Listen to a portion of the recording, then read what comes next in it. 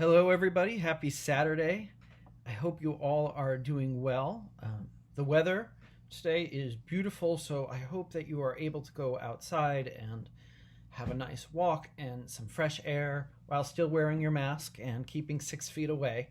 Um, but go out and enjoy. I think that we have all been stuck inside for so long that we really we need to enjoy this wonderful weather. So I just have a few things for all of you this weekend. First, you probably received the email that I sent out yesterday thanking you all for your participation in serving our seniors. Um, it has been just a wonderful success, and if we can keep this going, I think that we could really help so many seniors and people with disabilities and essential workers who are unable to feed themselves right now.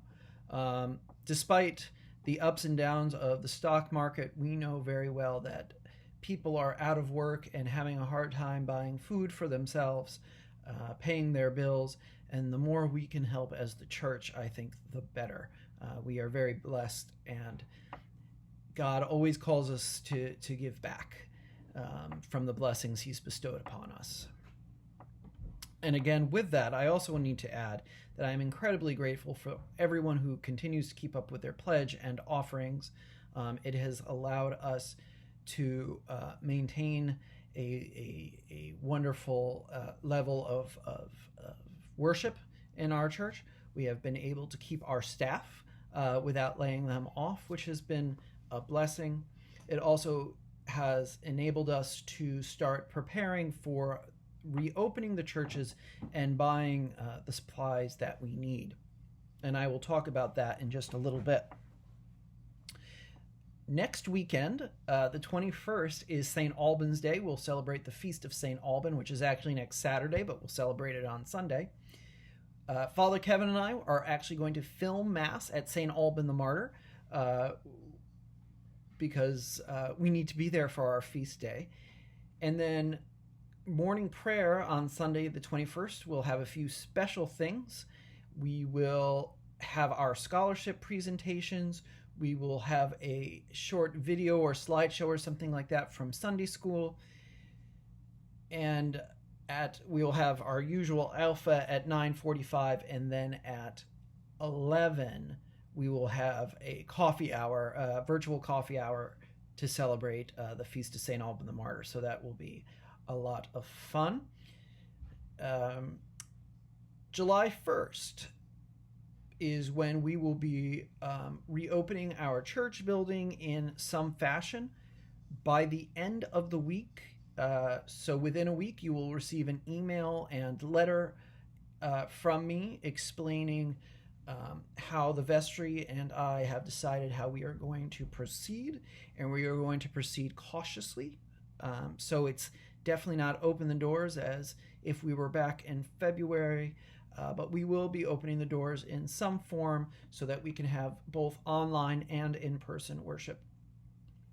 And you're going to hear me say this a lot, but let me say it now and say it over and over again.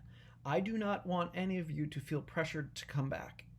If you feel that you need to stay away from crowds for longer periods of time, if you are not feeling safe being in a gathering of people, that's okay. We are going to have ways in which you can participate in worship from home.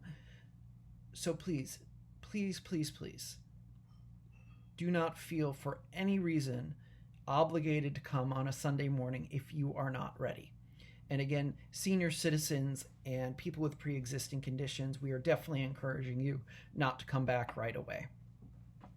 And again, a more detailed plan will be coming out hopefully Wednesday, Thursday, or Friday, sometime in that time frame, because we want to be. I know that many of you are anxious to hear how we're going to proceed.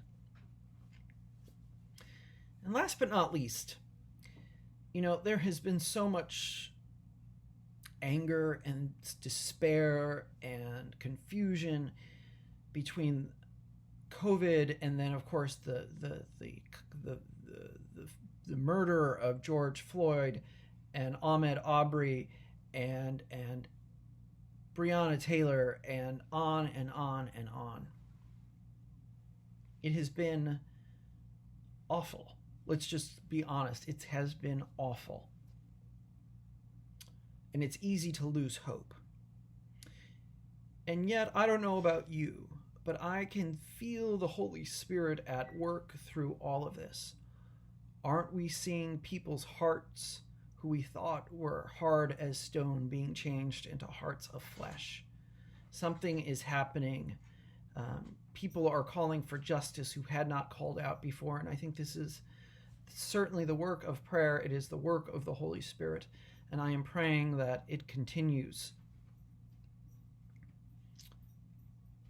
Also, when we do get to these places of despair and hopelessness and frustration and anger, sometimes it's also important for us to remember just to be thankful for what we have. To be thankful for what we have and to continue to pray, to strive for justice. This morning at morning prayer, during the kind of open time of intercession and thanksgiving where people could offer their prayers silently or loud, someone boldly proclaimed, "God, thank you for waking me up this morning." How often is it that we forget just to thank God for waking us up in the morning? And there are a lot of things here that need to be fixed in this world. Don't get me wrong. There are a lot of things that need God's intervention. Nothing in this world is perfect, but doesn't it change our perspective when we can just say, "God, thank you for waking me up this morning"? So I don't know about you, but I'm going to write that on a piece of paper and stick it next to my bed. And so every morning I see that and I can just say, "God, thank you for waking me up this morning." Anyway, there are so many good things happening right now, and there are also so many things that aren't great. Both are true, and we can both be joyful and be sad at the same time. These last few months have certainly been a test of our faith and a test of our endurance, but I think it is a test that we have seen through in amazing and wonderful ways. So I'm looking forward to seeing you all at morning prayer tomorrow. We filmed this week's Mass in Father Kevin's church, so you'll be able to get to see that. And again, next week, get prepared for St. Alban, the Feast of St. Alban the Martyr, always one of our favorite Sundays. So my best to you, my best to your families. You all continue to be in my prayers. God bless.